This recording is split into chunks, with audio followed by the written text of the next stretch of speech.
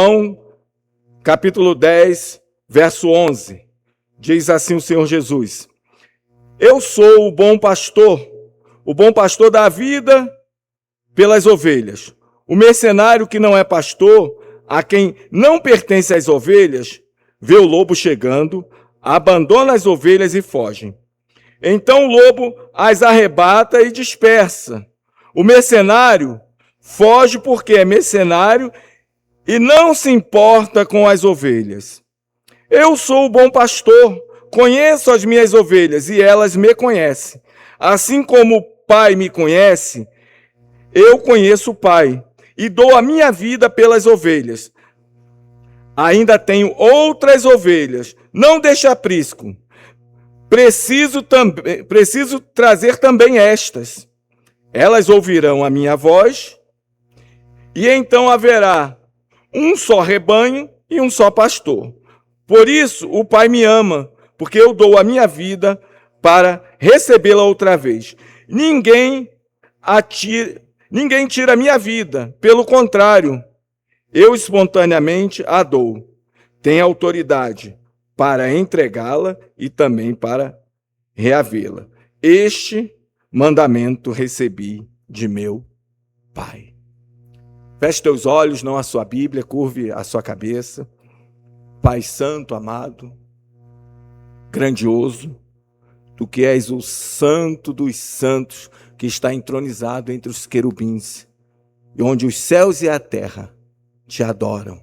Nós estamos aqui para nos unirmos aos céus, para ouvir a Tua grande voz nesta manhã. Pai amado, que o Senhor venha estar abençoando as nossas vidas, a vida da Tua igreja, venha estar nos iluminando, nos direcionando pelo Teu Espírito Santo, para que a Tua palavra seja revelada ao Teu povo nesta manhã. Nós oramos a Ti e Te agradecemos, em nome de Jesus. Amém. Amém. Glória a Deus. Irmãos, na primeira semana, né, já tem um mês, né, sei lá, nós começamos e falamos do contexto histórico que Jesus estava fazendo alusão a Ezequiel, capítulo 34, a comparação do verdadeiro pastor e dos falsos pastores, era uma profecia, e falamos ali dos tópicos da expiação limitada e eficaz, ou seja, Deus, ele teve eficácia em Cristo, Cristo morrendo pelas suas ovelhas, ele como bom pastor, né? O bom pastor que significa, não apenas o bom de bonzinho, mas o termo em excelência, ou seja, perfeição, não é o bom, como a gente intitula às vezes uma pessoa, que a pessoa é boa, mas é imperfeita. O bom aqui, a bondade de Deus, é a bondade perfeita, né? A excelência, sem nenhum nódulo, nenhuma marca, não, perfeito, Cristo perfeito, como pastor perfeito, não como nós seres humanos imperfeitos, né? E isso nos leva a entender que Ele verdadeiramente salva o seu rebanho, não apenas torna a salvação uma possibilidade. Irmãos, a salvação Cristo não tornou uma possibilidade de salvação, não, Ele veio salvar as suas ovelhas. E quando nós entendemos isso, irmãos, nós sabemos que não estamos aqui pelo acaso ou porque queríamos, claro que nós queríamos, mas Deus moveu o nosso coração para que nós quiséssemos, porque Ele é a fonte primária de tudo, né? E aí o Senhor Jesus também fala do mercenário. Deixa eu puxar o ventilador para cá. Já deixei de ligar.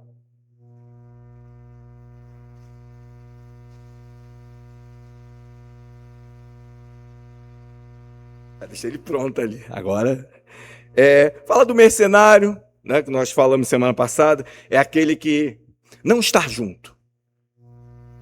O mercenário está no dia do churrasco, mas no dia do luto ele cai fora.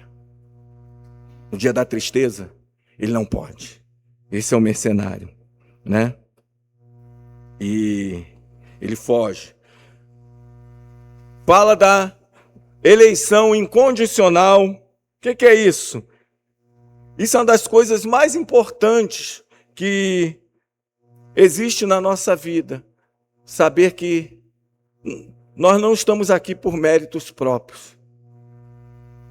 Às vezes nós achamos que Cristo fez um bom negócio, né? Poxa, Cristo me salvou, fez um negócio, sou uma pessoa. Não! Quero te falar a verdade. Não teve mérito em nossas vidas. Nós não fomos salvos por mérito. Nós fomos salvos por obra dele e graça. E agora, porque ele escolheu um camarada como eu, como você, aí, meu irmão, essa peça do quebra-cabeça ele não nos deu, ele só escolheu. Aleluia, ele nos elegeu. Mas mérito nós não temos nenhum, né? E nessa eleição ele faz uma comparação. Como ele e o Pai se conhecem, tem intimidade. Romanos fala que, Romanos 29 a 30 fala que o Senhor nos conheceu de antemão, ou seja, se relacionou conosco na eternidade, antes da fundação. Conhecer não é só olhar para... não, conhecer no hebraico, no termo bíblico, é ter relacionamento íntimo. E quando a Bíblia fala assim, Isaac conheceu Rebeca, é que ele teve um relacionamento íntimo sexual, ou seja, se conheceu como casal. Então o termo conhecer é um termo de intimidade. E Cristo nos conheceu antes da fundação do mundo. E o terceiro tópico vai falar que as ovelhas, é o chamado eficaz que a gente chama, que as ovelhas do Senhor ouvem a sua voz. Isso é algo precioso, irmãos, porque quando o pastor chama as suas ovelhas, elas ouvem e seguem. É por isso que estamos aqui. E o nosso pastor nos chamou. Ninguém consegue estar na presença de Deus por mérito próprio, por vontade própria. Nós chegamos à presença de Deus por uma eleição na eternidade e por um chamado eficaz. Você pode fazer o que for, pode rodar o mundo, pode fazer as piores coisas do mundo, mas se Cristo te elegeu, no momento Ele vai te chamar e você vai atender. Por quê? Porque o teu pastor está te chamando. É o ouvir. E por isso que Romanos fala, né? 10:17, que a fé vem pelo ouvir a palavra de Deus é o chamado eficaz. Muitas das vezes nós podemos pensar, o que eu estou fazendo? Por que eu não estou fazendo isso? Porque você atendeu o chamado e não consegue entender por que você sai da sua casa de manhã para estar aqui. Não tem lógica. É só fé. É só crer no pastor. Aleluia. E aí fala, eles ouvirão a minha voz, né? E esse relacionamento de ouvir, irmãos, é um relacionamento muito íntimo, porque imagine um blackout, como já teve alguns, né? Tá tudo escuro. Hoje tem celular, tem tudo, mas na nossa época, quando faltava luz, era um Deus nos acuda, irmãos. Era um Deus nos acuda, porque até achar a vela, que não tinha luminária de emergência, até existia, mas era coisa para rico. Quando a gente deparava diante de alguma coisa assim, a pessoa era rica. A gente era na vela, né? E às vezes dava escuridão e a gente não via ninguém. Mas quando a gente ouvia a voz, eu lembro de eu criança, e a gente ficava perdido, às vezes estava brincando, mas quando ouvia a voz do pai, da mãe, do avô, a gente ia, tá ali, ia se aglutinar, porque a gente tinha medo, era criança. Por quê? É assim o pastor com as ovelhas. Nós podemos estar na escuridão que for, perdido, sem direção, mas quando nós ouvimos a voz Nós seguimos a voz do pastor, porque aí sim se cumpre o Salmo 23, que ele nos guia por lugares seguros. Nós sabemos que ali encontraremos a segurança. A segurança, irmãos, não está no mercenário, porque o mercenário na escuridão ele rapa fora junto, mas a segurança está no Supremo Pastor, a segurança está em Cristo. Aleluia. E agora nós vamos para onde nós precisamos retomar, né?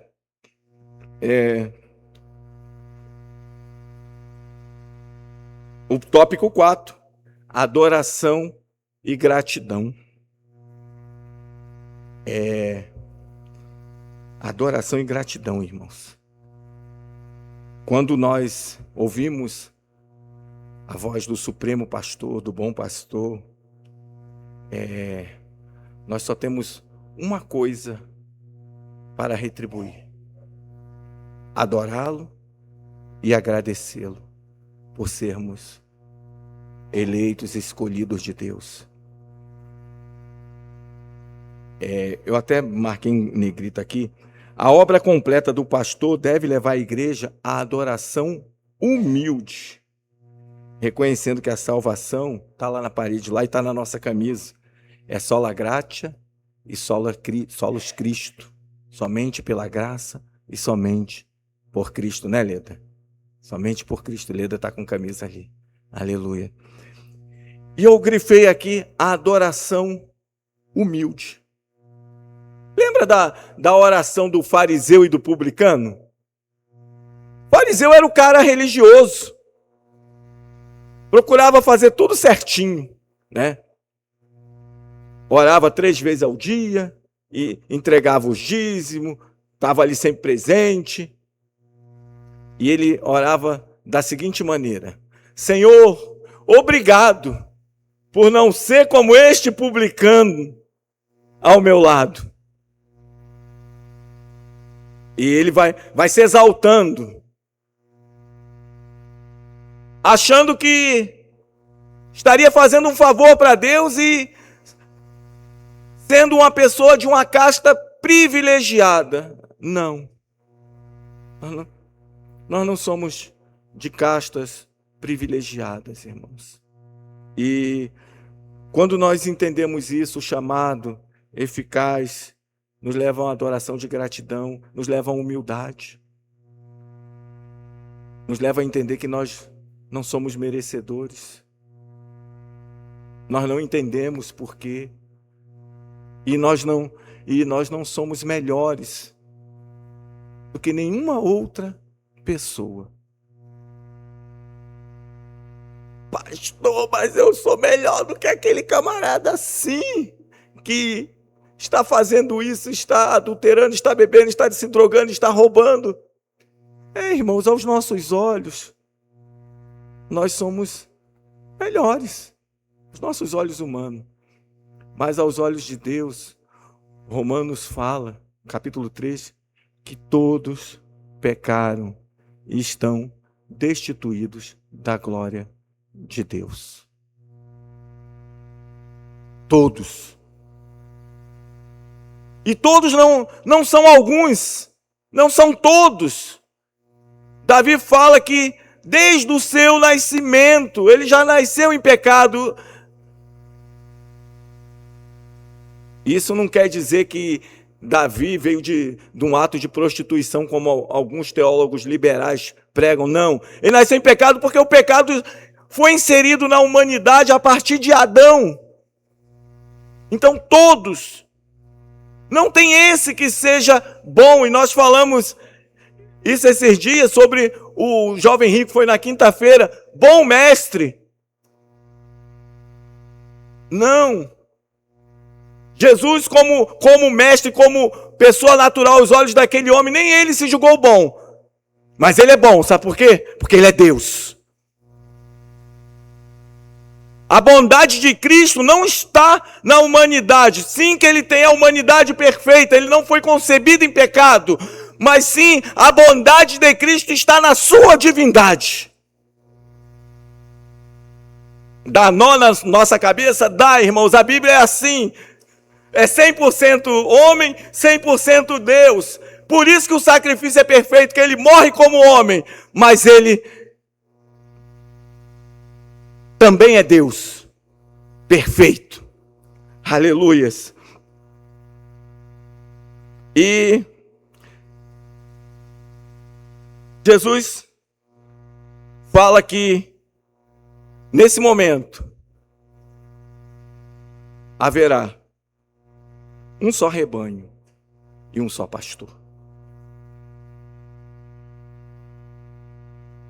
O contexto aqui, irmãos, do judaico aqui, fala a respeito de dois povos, né? Judeus e gentios. Quando a Bíblia fala de união, esses dois povos, judeus e judeus, e gentio, quem não é judeu, ou seja, nós, eu mais ou menos, né? O nome Sidraque não é à toa, né? Então,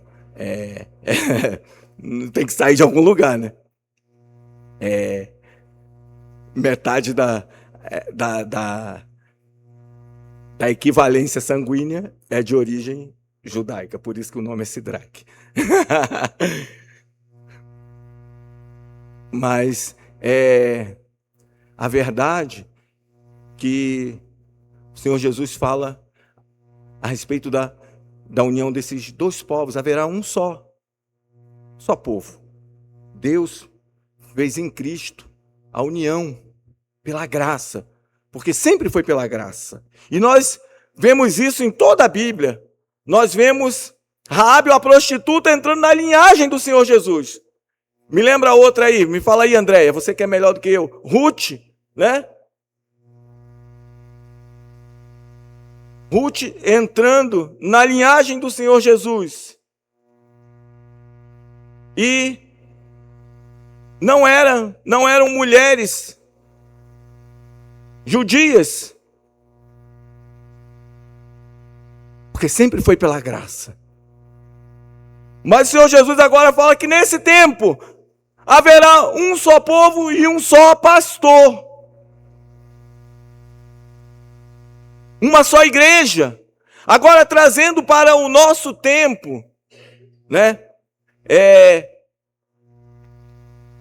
Falando de povos e nações. Vai chegar um tempo, irmãos, que todos os povos, como a Maiara leu na mensagem introdutória, né?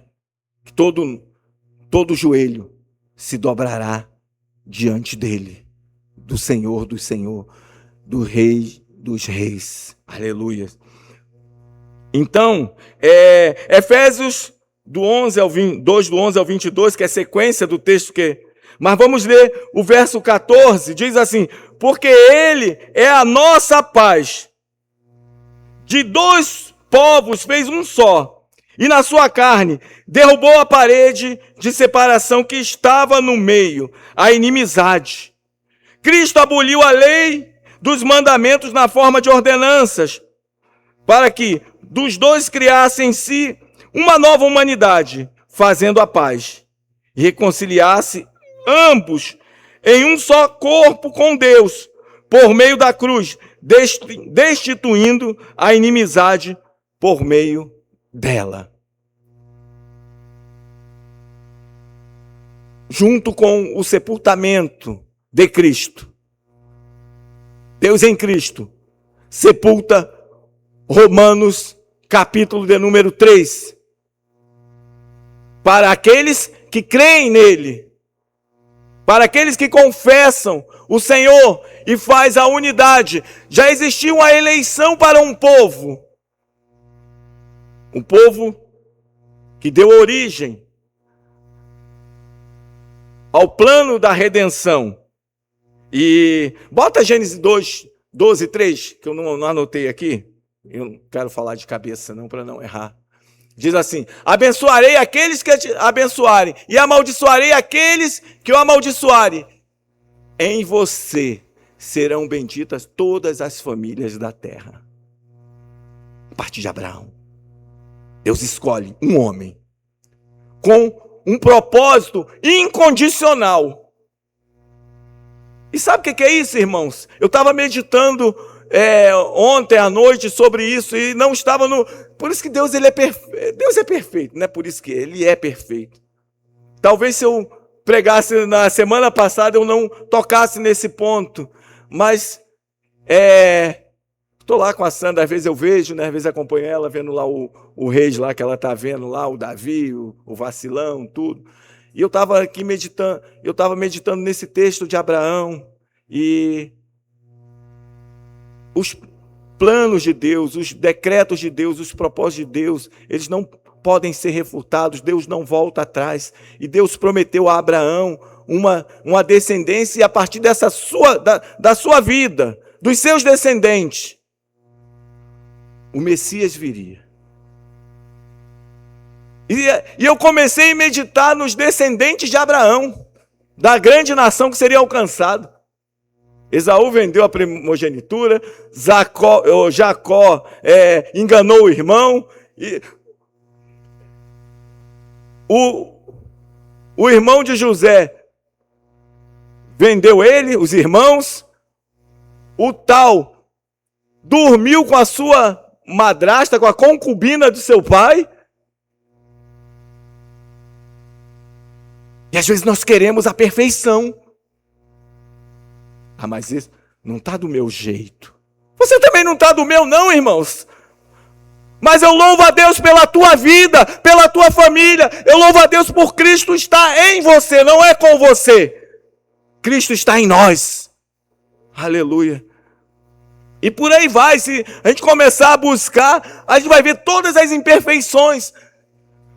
Mas em nenhum minuto anulou o propósito de Deus para que Cristo viesse da descendência de Abraão.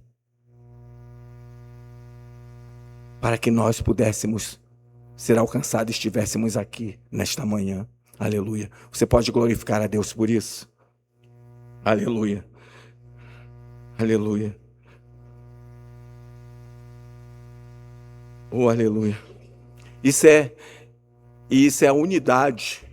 A cabeça é perfeita, mas o corpo ainda é imperfeito. Você está doendo o ombro aqui, esse microfone, irmão, daqui não deve pesar 200 gramas, está doendo meu ombro. É imperfeito, é todo ferrado já, né? Vai chegando isenta, é dor aqui, é dor ali, é dor no joelho, é dor na cabeça, é dor no músculo, é dor no pescoço, e por aí vai. Mas Cristo, Ele é perfeito. E Ele é o cabeça do corpo, que somos nós, a igreja. Aleluia. Isso é a unidade espiritual sobre Cristo, o único cabeça. Irmãos, está se pregando um evangelho aí que parece a hidra. Quem conhece a hidra aí faz assim, ó, né? Cheio de cabeça, irmãos.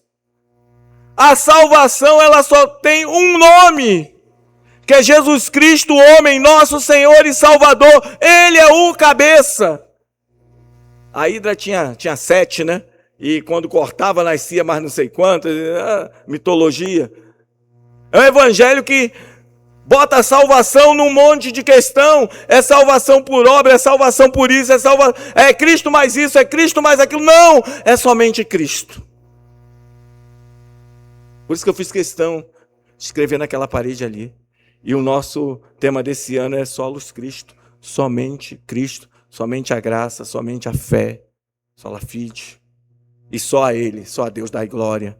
Somente as Escrituras. Eu acho que eu completei, né? Foi 5? Aleluia. Aleluia. 2 Coríntios 5,16 diz assim, ó.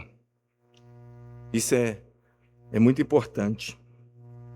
Assim que nós, daqui por diante, a ninguém conhecemos segundo a carne. Ele é o cabeça. Nós somos o corpo.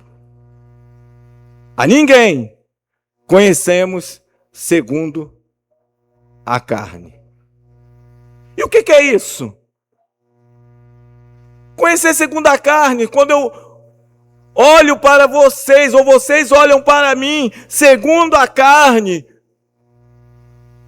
e for fazer um checklist, irmãos, misericórdia. É muito problema, é muito defeito. Mas olha só.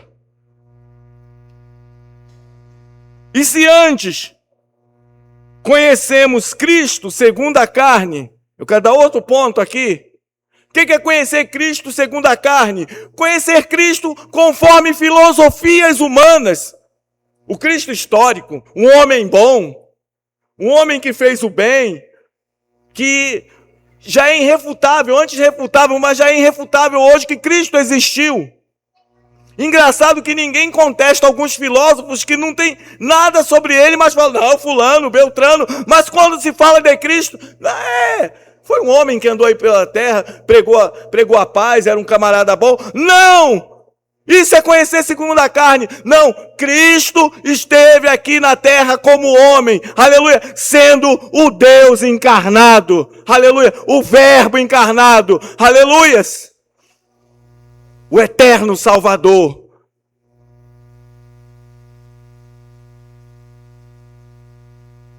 Hoje é o perigo aí das universidades, e nós temos que preparar nossos filhos. Eu sei isso porque eu sinto isso na pele todo dia, irmãos. Essa ideologização, né? Eu sinto isso na pele. Choro todas as manhãs por isso. Eu tenho uma filha que está ideologizada. E essas ideologizações levam para outras coisas, porque a Bíblia fala que um abismo chama um outro abismo. Não para só aí. Esse é o problema.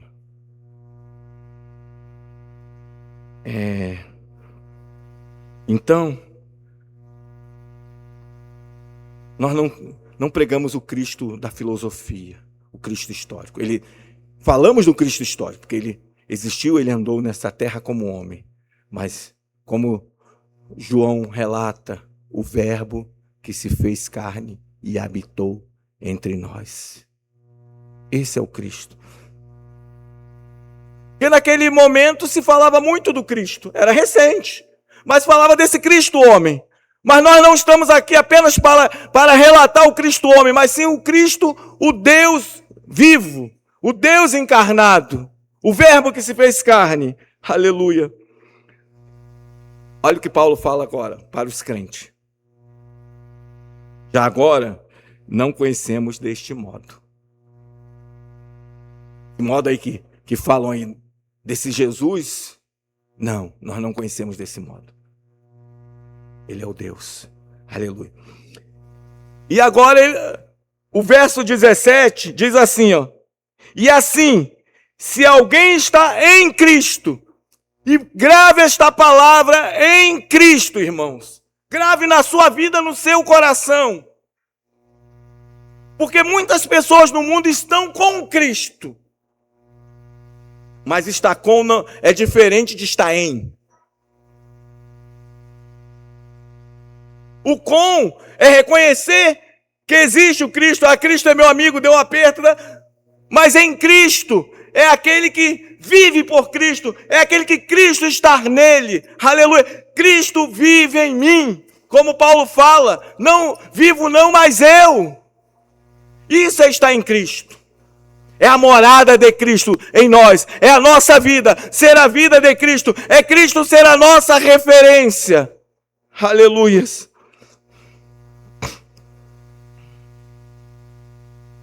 E se alguém está em Cristo,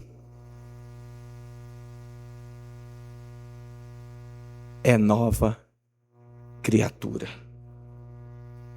Você pode dar um glória a Deus por isso? É nova criatura. Nova criatura. Meu Deus.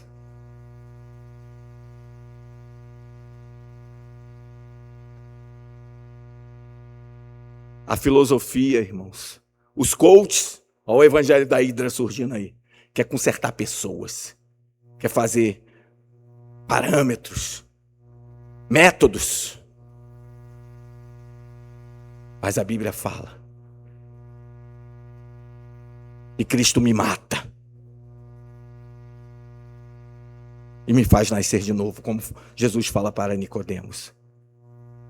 Não, se consertar não adianta, nós podemos até falar desta maneira, mas o sentido não pode ser esse. Eu tenho que me ajeitar a minha vida. Não, eu não tenho, eu não consigo.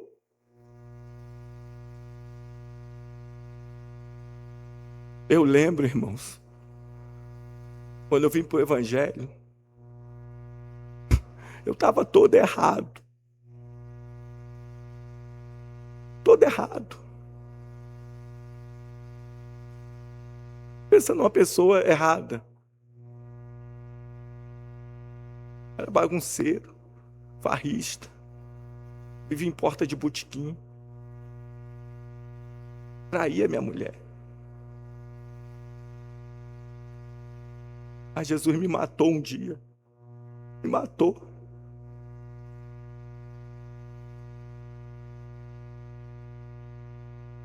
Depois que eu tenho convertido, 30 anos. Não, 27 a 28 anos.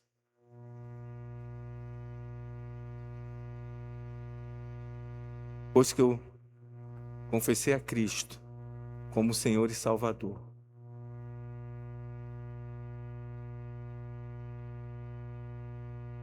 eu nunca mais traí a minha esposa. Eu larguei a bebida, coisa que as pessoas falam. Mas eu não consigo, eu sei, eu entendo que eu já tinha tentado várias vezes. Eu nunca mais bebi. Eu lembro uma vez que eu estava gripado. Aí eu fui para um cliente, né? Ele me deu 2 ovos de pata. Bonitão, né? Aí eu tava com a catarreira.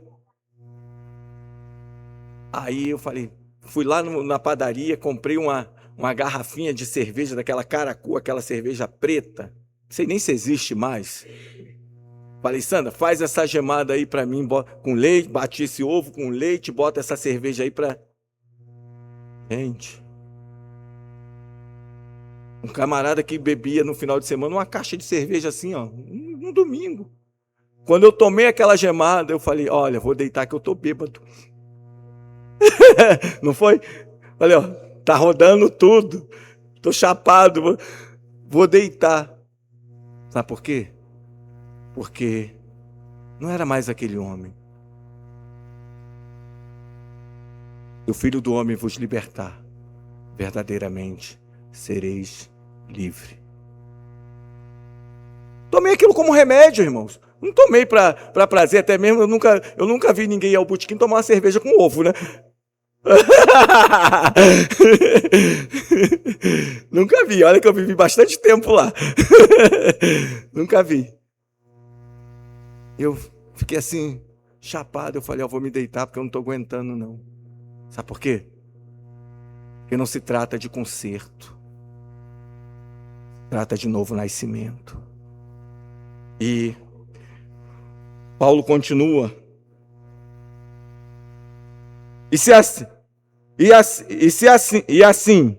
Se alguém está em Cristo, é nova criatura.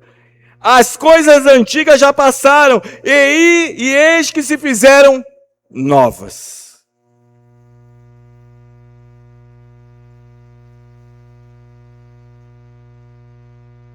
Talvez você possa estar compreendendo que coisas novas são coisas perfeitas. Não.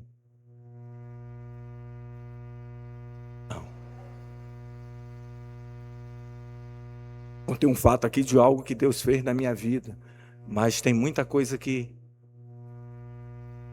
eu tenho aprendido dia a dia, porque assim como um novo nascimento, uma criança nasce sabendo, elas estão lá embaixo aprendendo. Assim é a nossa vida com Cristo. Nós aprendemos dia a dia, vamos seguindo o ensinamento do Mestre, e Deus vai colocando. Eu vou pregar uma mensagem sobre esse texto, Jeremias capítulo 31, acho que verso 31. E O Senhor escreveu, quando nós nascemos de novo, Ele escreve em nossos corações. Agora, não mais em tábuas, como foi na época da lei, mas a lei de Cristo está escrita em nossos corações. Nós não seguimos a lei. O texto aqui fala que Ele aboliu a lei. Então posso andar com a vida desregrada porque não tem mais lei? Não, porque eu sou nova criatura e Ele escreveu em meu coração e em seu coração. E o salmista fala no Salmo 119, fazendo alusão a isso, que ele escondeu a palavra não no livro, não na letra fria, mas sim no coração. Para quê? Para não pecar contra o Senhor. Então por isso, irmãos, quando eu sinto vontade de pecar, quando eu sinto vontade de errar, os mandamentos do Senhor está escrito nos nossos corações. E o Espírito Santo, Ele atua, olha, você é nova criatura. Você não é mais aquele homem. Você não é mais aquela mulher. Deus te fez uma nova pessoa. Aleluia. E isso nos leva ao sentimento de humildade, de gratidão. Porque não somos perfeitos, mas somos gratos ao Senhor. Aleluia.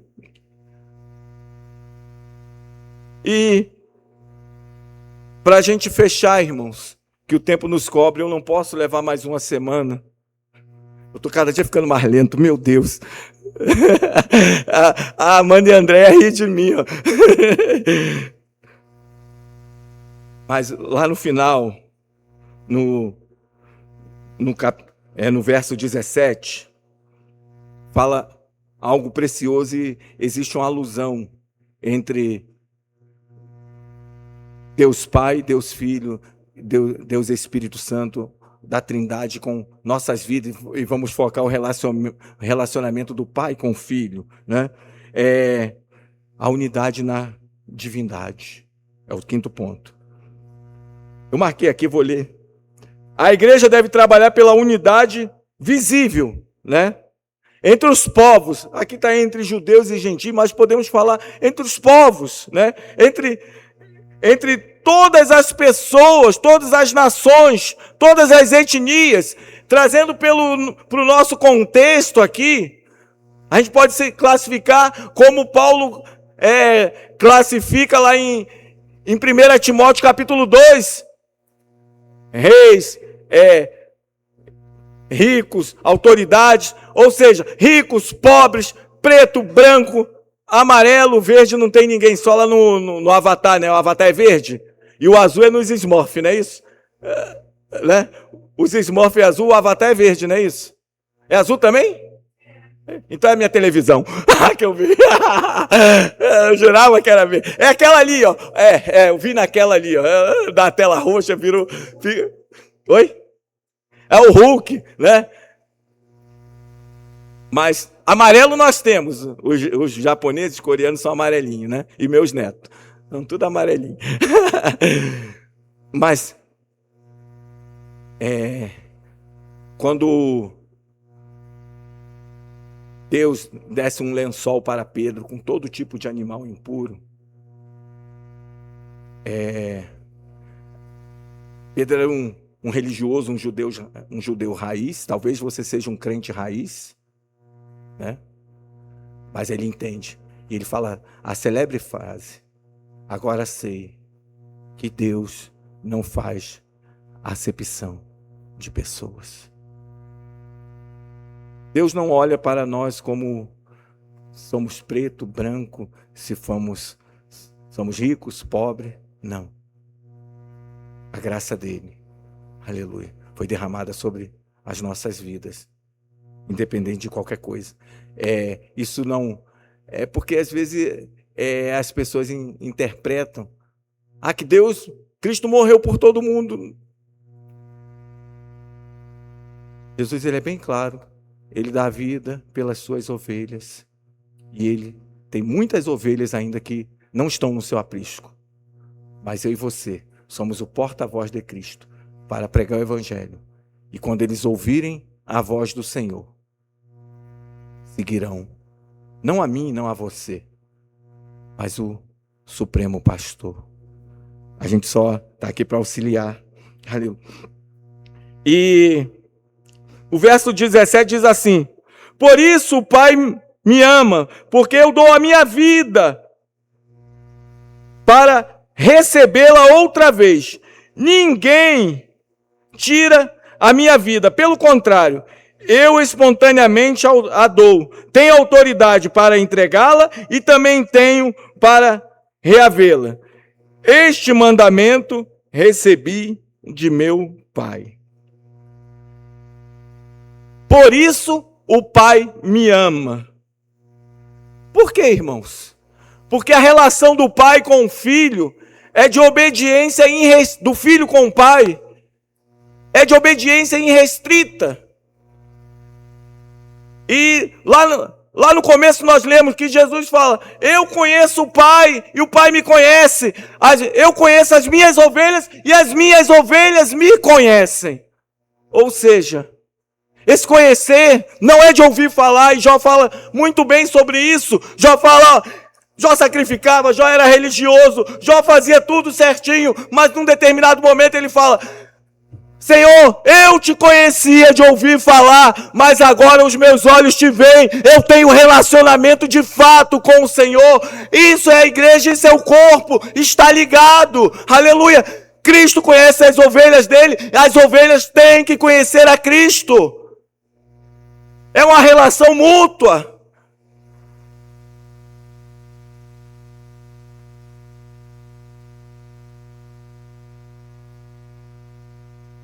A perfeita obediência à obra redentora, irmãos. Pai, eu vou. O plano é esse. Eu vou. Aí Cristo fala para o crente: vai. Sei não, Senhor. Estou cansado. Sei não, Senhor. Será que vai? Irmãos, a nossa relação com o nosso pastor tem que ser de obediência irrestrita. Eu não preciso acreditar. Eu só preciso confiar. É como a ovelha quando ouve. Ela sabe de uma coisa: se o pastor chamou, não tem abismo para ela cair. Tem caminho seguro. A sua segurança, irmãos, não está no seu entendimento. Não está no seu conhecimento. Não. A nossa segurança está em Cristo, autor e consumador da nossa fé. É por Ele que nós caminhamos em caminhos seguros, em pastos verdejantes. E podemos sim passar até por vales de sombras de morte, mas estaremos seguros, porque a sua vara e o seu cajado nos consola. Esse é o nosso pastor. Aleluia. Filipenses 2:8, né? Diz assim: e ele se humilhou, tornando-se obediente até a morte, morte de cruz. Por isso, também Deus o exaltou sobremaneira e deu-lhe o nome que está acima de todo nome. Agora, se ele conhece o Pai o conhece, a relação é íntima, ele faz a comparação dele com as suas ovelhas. Como eu sou ovelha do Senhor e não quero ter a obediência irrestrita. E obediência é ser um religioso. Eu tenho uma religião, estar na igreja, sim. Mas obediência é você ter a convicção que Deus falou contigo e você obedecer, não importa o que aconteça. Senhor, isso daqui, não sei não. Se Deus falou, irmãos, Ele garante. Faz. Obedece. Obedece a sua palavra. Está escrita no seu coração. Aleluia. Isso daí revela essa harmonia trinitariana, né? Eu estou lendo um livro, deu até uma parada agora, que ele é grandão, né, dessa grossura. Às vezes tem que dar um intervalo. Mas ele fala dessa relação no plano da salvação, da atuação do Pai, a atuação do Filho e a atuação do Espírito Santo, né? Cada um com o seu papel ali, que a gente foca muito em Cristo, mas a salvação, ela veio ela é de um plano na eternidade das três pessoas, do Pai, do Filho e do Espírito Santo. Claro, cumprida em Cristo. E a que livro é esse, pastor? A morte da morte na morte de Cristo. John Owen. Então, é essa unidade. E Cristo, Senhor Jesus fala, dou a minha vida para retomar. Deus está falando, olha, a morte não é um fim, mas um ato voluntário com propósito redentor. Ele se entregou. A retomada da vida refere-se à ressurreição, né? E comprova a aceitação do Pai ao sacrifício de Cristo. Porque a morte sem a ressurreição seria apenas mais uma morte, amém? O que difere Cristo de qualquer um outro nome? E nós louvamos aqui nome sobre todo nome. Porque ressurreição não é um ato humano. Ressurreição é um ato divino, é um ato de Deus. Só Deus pode ressuscitar. E Cristo ressuscitou.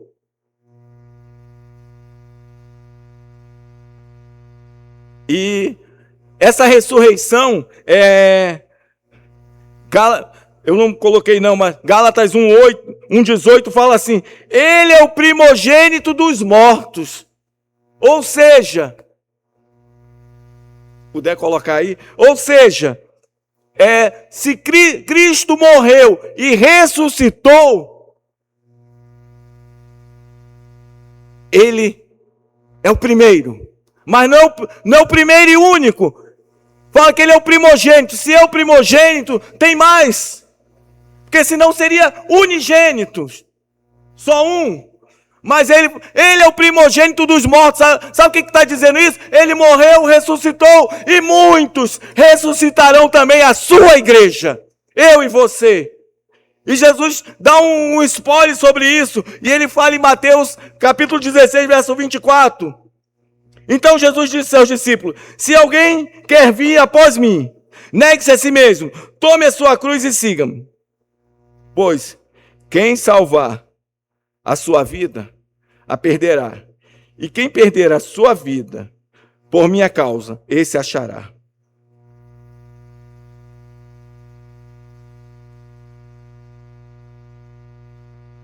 Ô jovens, às vezes você pode falar, mas eu sou tão novo, eu tenho que viver a vida. Eu quero lembrar para vocês, Miguel aceitou Jesus agora no retiro de carnaval. Parabéns, Miguel. Breve a gente vai estar te batizando em nome de Jesus. Amém? Você pode, igreja, dar um aplauso ao Senhor pela vida do Miguel. Fica de pé aí, Miguel. Quem não conhece o Miguel, esse menino, não precisa ficar de pé não, é grandão. Aleluia. Irmãos, e vocês que são jovens, adolescentes, o mundo tem muita coisa para nos oferecer? Tem.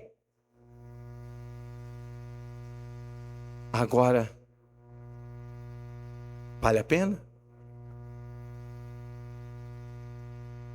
Um prazer momentâneo?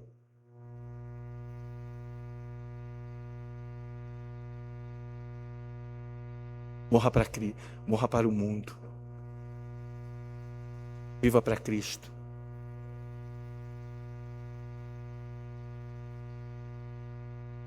Mas ser crente é chato. Não é não, irmãos. Não é não. Ser crente é bom pra caramba. É bom a beça. É bom demais. Saber que tem um Salvador que morreu pela tua vida e cuida de você. Não se iluda com aquilo que os coleguinhas, que o mundo vem te oferecer. São coisas momentâneas, mas que vai ter um preço e vai ter um custo. E eu vou te falar uma outra verdade agora para vocês. E eu já fui jovem, já errei muito. E continuo errando, mas não da maneira que eu errava.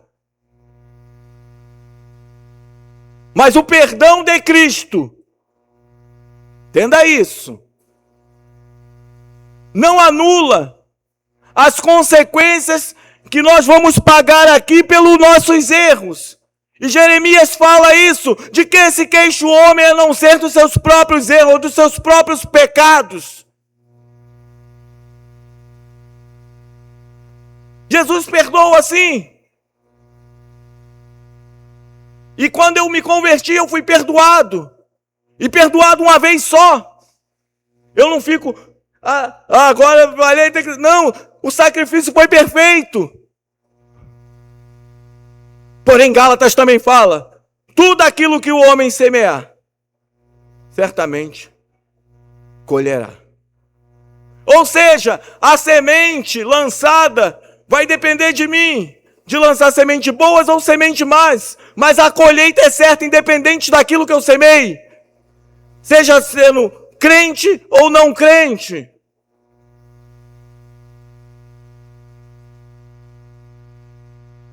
Agora, nós somos nova criatura, e a palavra do Senhor, a lei do Senhor está no nosso coração. Então caminhe pelos caminhos de Cristo, siga Ele, tome a sua cruz. Pode até rir de vez em quando da sua cara. Ô bobão, ô bobona, tá? Ô Bíblia. Agora não tem mais Bíblia, né? Porque jovem agora anda de celular, né, Cláudio? Não anda mais com a Bíblia, tá no celular. Mas antigamente olha assim, ô Bíblia, quadrado, não sei o que, nos seus termos que usam mais.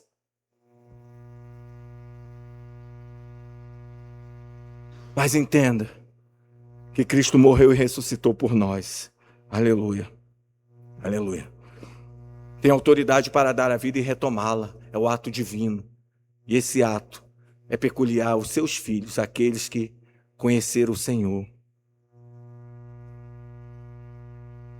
Ele deu, Ele entregou a vida dele por nós, por mim e por você.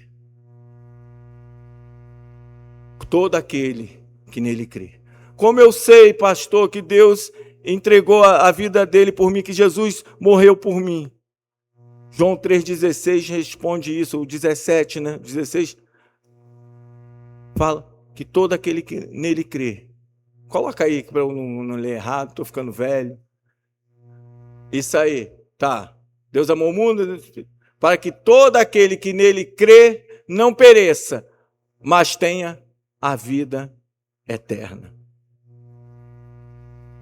Quer saber se ele morreu por você e se te deu a vida eterna? Confesse a Ele, creia nele. Esse é o princípio. Só pode confessar a Cristo aqueles que Ele escolheu, confessar de maneira genuína, irmão, não é da boca para fora, não. Falar, Senhor, a minha vida é tua, eu estou todo errado, mas a minha vida é tua. Eu não quero mais e não vou mais viver essa vida. Me mata, Senhor, e me faz nascer um homem novo, uma mulher nova. A gente não prega aqui uma prosperidade, vai ter luta, vai ter prova, vai ter dificuldade, vai ter tormenta, vai ter tentações, vai! Mas eu quero te falar essa verdade. Vou usar uma redundância aqui. Uma verdade verdadeira. A verdade de Cristo. Que Ele nos deu a vida eterna. Se coloque de pé, irmãos. Cadê nossa equipe de louvor aqui?